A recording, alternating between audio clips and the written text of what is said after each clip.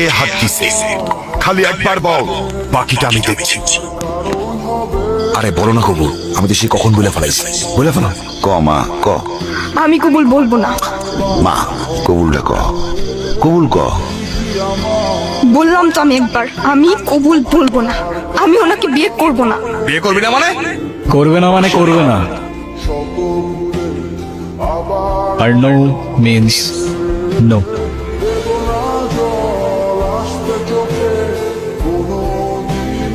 তুই আবার এনে আসিস?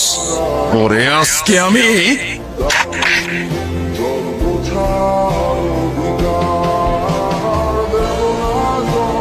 এই সাবধানে, তোর জবানের চেয়েও ট্রিগার ফার্স্ট চলে। একবার চেপে দিলে তোর কথা আর আমার কান পর্যন্ত পৌঁছাবে না ভাই।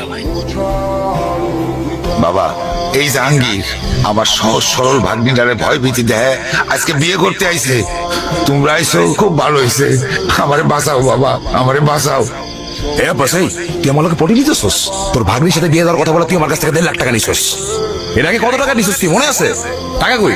হ্যাঁ, তুই এখন তোর ভাগ্নির লোকে আমার বিয়ে দিবি আর নালে টাকা দিবি, কি করবি ক?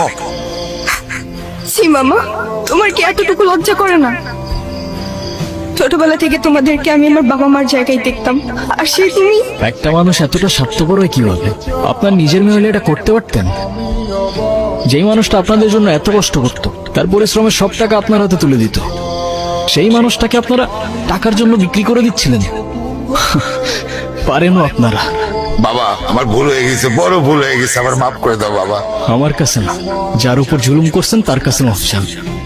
আমারে মাফ করে দে মা, আমি বড় ভুল করে বলেছি, আমারে মাফ করে দে মা। তাহলে আমি জীবনে শান্তি পাবো না মা।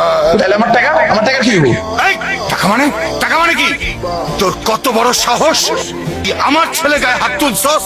তুই যে এখনো জিন্দা হয়ে আমার সামনে দাঁড়ায় আছিস না, এটাই তোর সাত কপালে ভাগ্য। শোনেন আব্বাস মিয়া, আপনার মেয়ে এখন থেকে আমার মেয়ে হয়েই থাকবে। যেদিন আপনি আপনার স্বভাব চরিত্র পরিবর্তন করতে পারবেন, সেদিন এসে মেয়েটাকে দেখে যাবেন। আমার বাড়ির দরজা আপনার জন্য খোলা থাকবে। আই মা।